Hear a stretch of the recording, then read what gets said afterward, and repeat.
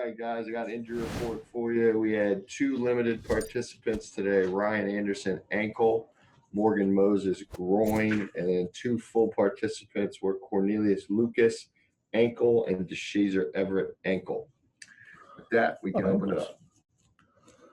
Good afternoon, Ron. When it comes to the Steelers and the stability they have at quarterback and coach and just the kind of culture they've established over the years, do you look at them as a model of what you're trying to build in Washington? Morning, Ron. Or afternoon, Ron. When you look at the Steelers and the stability they have at quarterback and the culture they've established over the years and the coaching stability, do you look at them as a model of what you're trying to establish in Washington? Can you start over again? We didn't get it. Sorry, Pete. We had some audio difficulties. All right. I'll try it again. All right. Afternoon. When it comes to what the Steelers have built with the stability at quarterback and head coach and just the culture they've established over years and years, do you look at them as sort of a model of what you're trying to do in Washington? Absolutely. I mean, because they've been able to sustain it. If you go back and look at it, there was a stretch now. It was rough for them, but they stayed consistent. They stayed with what they had. They stayed with their model. They stayed with their philosophy. They stayed with their culture. And now look at where they are. So again, they are most certainly one of the teams that you do look at. You look at teams like that. You look at New England, what they've built there. Sure, they're struggling right now, but they're trying to stay consistent to the way they do things. And that's the most important thing. Rhiannon? Good afternoon, Ron. The last time that you guys had like a long break between games was after the bye week. The players were talking about how they really wanted to get to the game. They were so excited with the momentum. This time around, I guess, how do you carry the momentum into a different result this time around? There's still a little bit of a break here, but just the last time around, they were really excited about it. And there was obviously the loss, but how do you carry the momentum and possibly change the outcome of the game this time around? Well, I mean, again, it's really just about going out and playing. I mean, you can do all kinds of things. Trust me, I tried it in Carolina. I tried all kinds of things. And sometimes it's really just about going out and doing your job. And that's really the thing we've been talking about right now is just going out, doing your job, preparing yourself, and doing the best you can. I mean, we'll see what happens. And it's hard to say what motivates guys, as we're trying to find out who we have.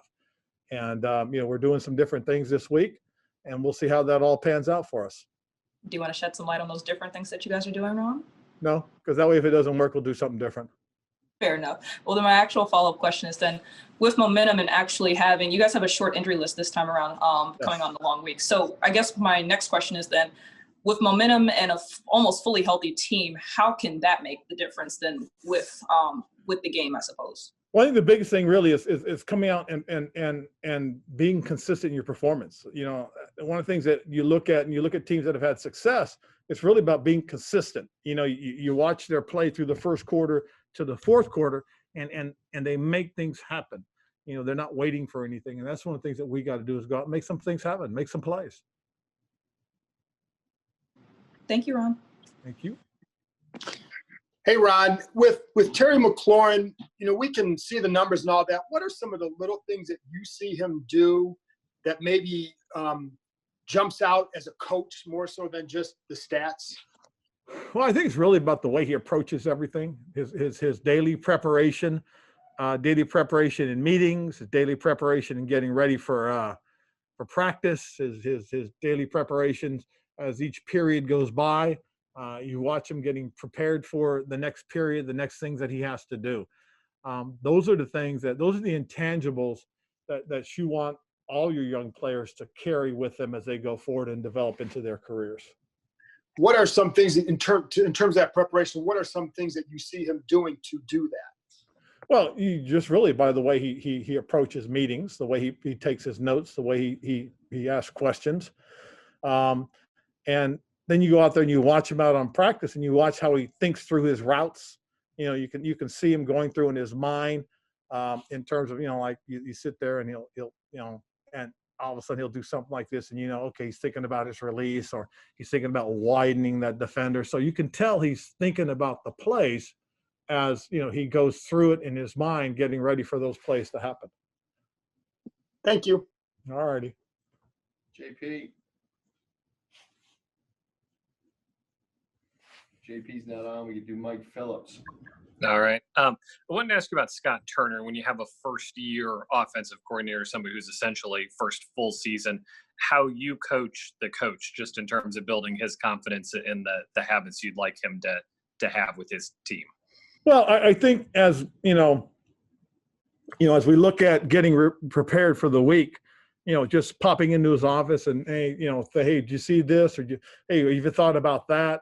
And sometimes he'll pop into my office and he'll say, hey, I was thinking about this, this, and this. What do you think? So just having those little conversations, pre-game in terms of preparing to get ready for the game. Now, during the game, I'll talk about the things that I'm seeing or things that are happening and say, hey, they're doing this, or hey, they prepared for that. Hey, have you thought about this? And that's it. I mean, the one thing I don't want to do is I don't want to tell the play caller what to call. Okay, I want to talk about what I'm seeing, and hopefully that'll trigger something that'll be a positive for him.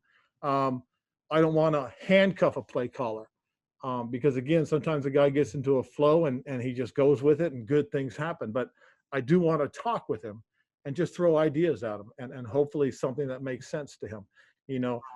I had a first-time play caller in Sean McDermott.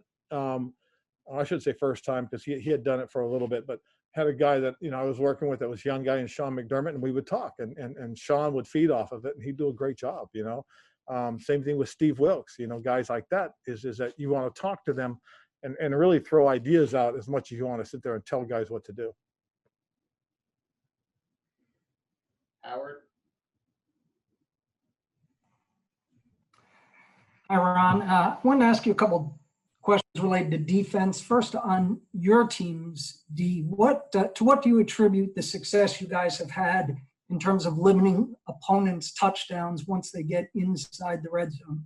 Well, I just think that, it's a sense of pride. It's one of the things that I know Jack and his staff most certainly do emphasize is that when you do get down in the red zone, you've got to make plays. You've got to hold them to field goals. And that's probably one of the things that the guys have really worked on. They've taken a little bit of pride. They take a lot of pride in it.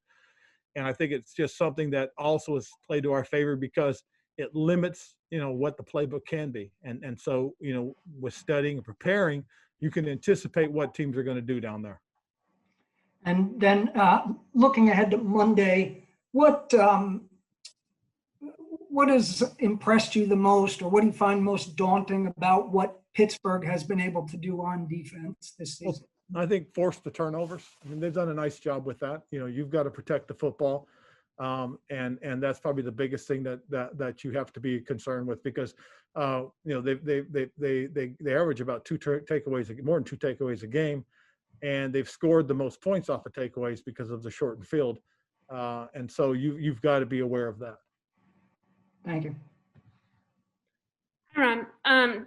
Terry said yesterday that the way Coach Hostler teaches route running has helped him get out of his breaks easier. Have you noticed anything that Coach Hostler does differently or, goes out of his way to kind of help Terry and the other receivers with stuff like that? Well, I know you guys have noticed that, during those individual periods, I've spent some time over there with the wide receivers and quarterbacks, just kind of watching. And, some of the things that I do notice is I do notice the way he does talk to those guys about their steps coming off the ball, about their body position, about their lean, all those kinds of things. And there are little nuances that I know Coach Hostler has picked up over the years, coaching wide receivers and being a coordinator. I think that's probably the biggest thing is he draws from his great experience. And if you think about some of the great ones he's had, that a lot of his methods are tried and true. And is Terry someone, since we only get to see the first 15 minutes, is Terry someone who stays after practice quite a bit and is still on the field, like catching jugs or anything like that? Well, early on he is.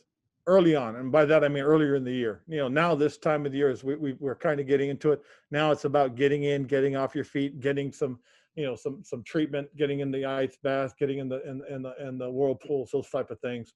Now is that time of year. Thanks, Ron. So Paris, then JP. They're on. Pittsburgh obviously has a really good red zone offense as well. You guys have a great red zone defense. Just are you kind of interested to see how that matchup plays out, and what do you guys have to be kind of on your toes with? Well, no, I'm not interested in seeing it because hopefully we can keep them out of it. But if we do, I think it's going to be a heck of a matchup. I really do, and it'll be interesting to see how how it all unfolds. Got a chance to watch them last night live, and it was interesting to see some of the things that they tried to do. And Baltimore did some good things too. So, I think it's going to be a good situation if we do get there. And then just going back to Scott, obviously you worked with Norv for a long time. Are their personalities the same? Is it like talking to the same guy, or is Scott different at all? How do they match as like kind of the way they approach coaching? There is some similarities. There really are. I think Norv was a little bit more demonstrative in terms of and vocal in terms of communicating with players. Scotty takes the approach where he'll come over to the player and talk with them more on a one-to-one basis, that type of thing. So they are a little bit different in terms of similarities. One of the things that I see Scotty do that Norv did was Scotty, after that play is called, is already thinking about the next call. And that was one of the things that always impressed me about Coach Norv, was that Norv always seemed to be, man, once that call's been made, he started thinking about the next one. And you could hear it, as he's preparing for that next situation. Great, thank you. Hey, Ron. Just kind of one more on Scott Turner. He was asked yesterday when he spoke about kind of the hot streak he's on calling plays, and he referenced the reverse that backfired in Detroit early on. Yep. Did you say anything to him after that, after like a bad play call? Well, I mean, again, one guy. I mean, if the guy had played it defensively like you would, everybody's anticipating, then everybody's patting him on the back going, hell, that was a hell of a call. Right. So, I mean, again, it works both ways. You're going to have positives, you're going to have negatives. And sometimes it just doesn't come out the way you had designed it. Because if you look at the tape, we get past one guy and we're walking into the end zone. I mean, that's the thing that we have to understand about plays. Sometimes one guy, all right, can muck up the whole thing. He really can. He can be that stick in the mud. But that's what makes this game so great. I guess I meant more, was there any like, hey, don't worry about that, keep firing, keep doing your thing?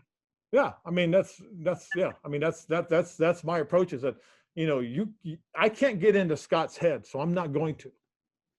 I can't do that because I've seen it. I've seen it happen before where being a position coach, I've heard I've heard guys say stuff and next thing you know, the guy pulls back.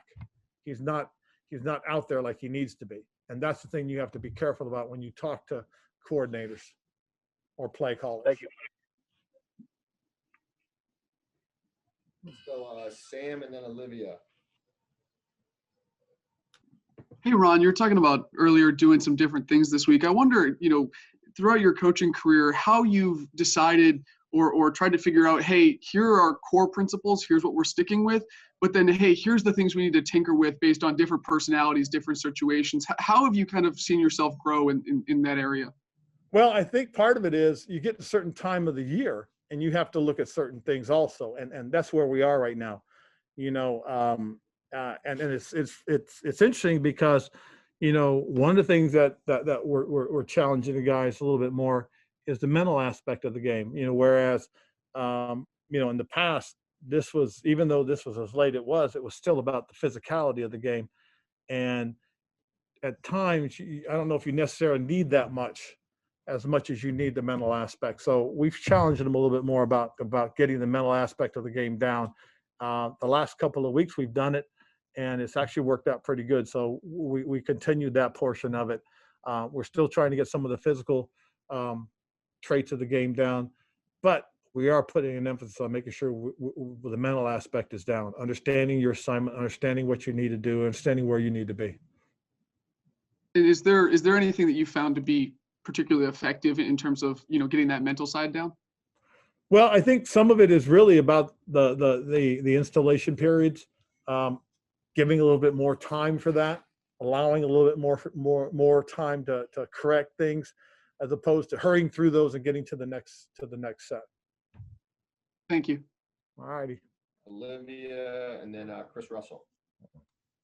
Hey, Coach. I know there's no changing the situation that you guys are in, having that rest, having that time before the matchup on Monday.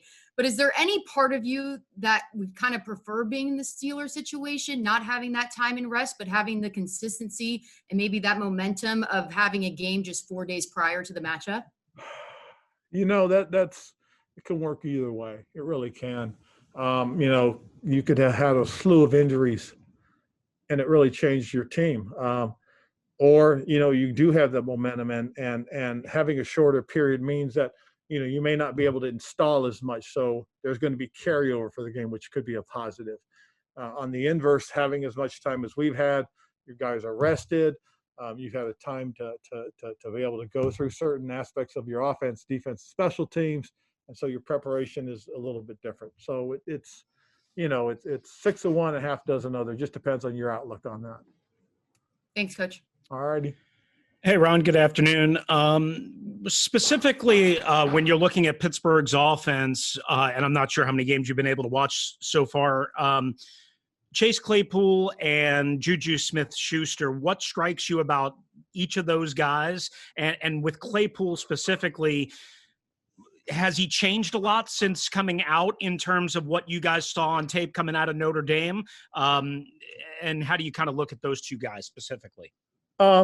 You look at them both, and Juju is a big physical receiver. He's got good size. And he's a guy that'll battle for the ball. Claypool's got the speed, the quickness. He gets some vertical stretch on you. I don't see him much different than what we saw him coming out. I mean, he's a little more polished.